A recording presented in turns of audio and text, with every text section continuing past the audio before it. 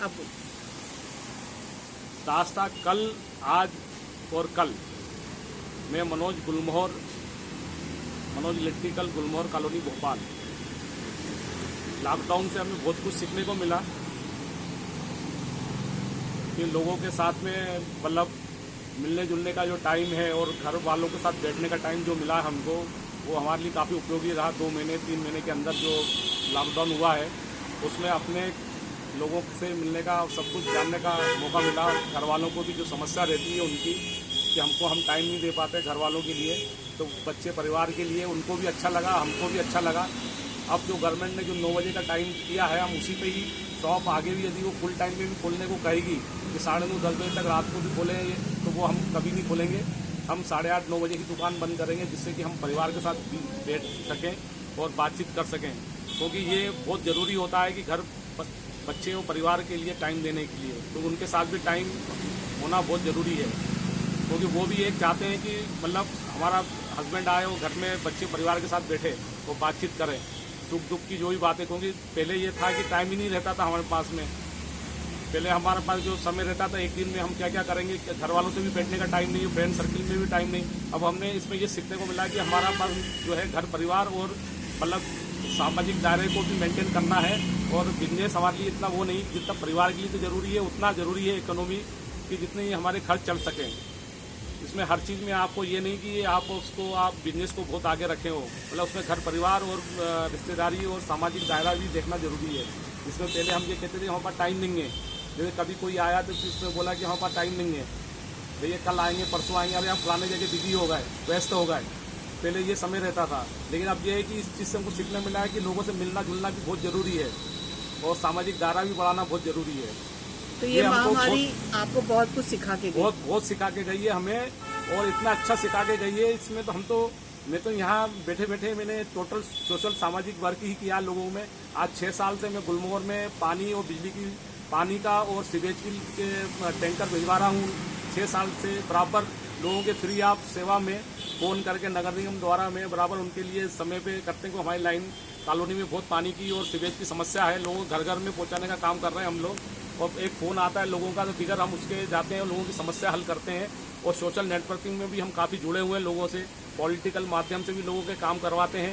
तो मतलब ये हमको बहुत कुछ सीखने का मिला कि हम लोगों से कहते भी हैं कि ये लॉकडाउन हमको सीखने को इसलिए है कि मतलब जो अभी अपन पहले पैसे के पीछे जो भाग रहे थे, क्योंकि पैसा किसी चीज़ का वो नहीं है, मतलब हल नहीं है, क्योंकि पैसा पैसे तक के लिए सीमित है। आज स्थिति बीमारी जो फैली है उसमें आपका पैसा एक तरफ रह गया है और पैसे मतलब दवाई नहीं है, उसकी महत्वपूर्ण बात यह है।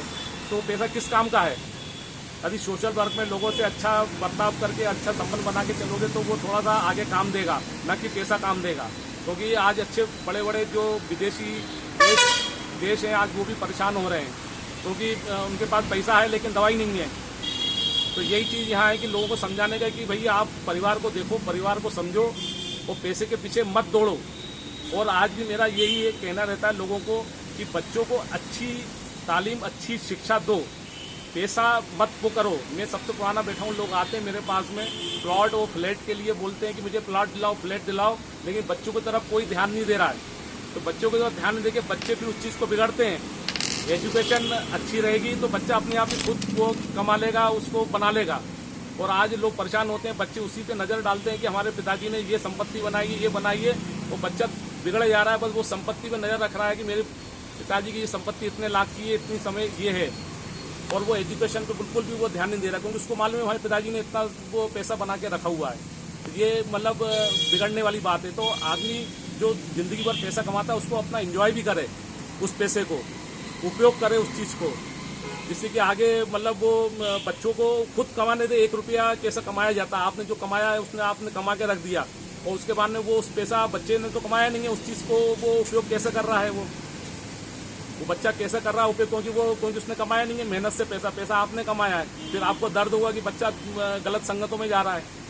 तो उसको एजुकेशन अच्छा दो, जिससे कि वो अपना खुद बल पे अपना वो कमा सके, उस पैसे का वो जान सके कि मैंने कितनी मेहनत से पैसा कमाया है। फिर वो आपके सामने ही वो पैसा ख़त्म करेगा जिससे आपसे पैसा जोड़ा है आपने। तो यही मेरा सब लोगों को यही कहना रहता है, यहाँ जितने भी आते हैं तो धंधा एक तरफ रहता है मेरा, और हकीकत सच्चाई ये है कि मैं लोगों को यही समझाता हूँ कि आप अपने बच्चों पे ध्यान दें, ना कि प्रॉपर्टी बढ़ाने में ध्यान दें। प्रॉपर्टी बढ़ाई, 1 की 2 करी, 1 तक तो ठीक है, 1 प्रॉपर्टी बना ली, 1 गाड़ी ले ली, वहां तक ठीक है आपका।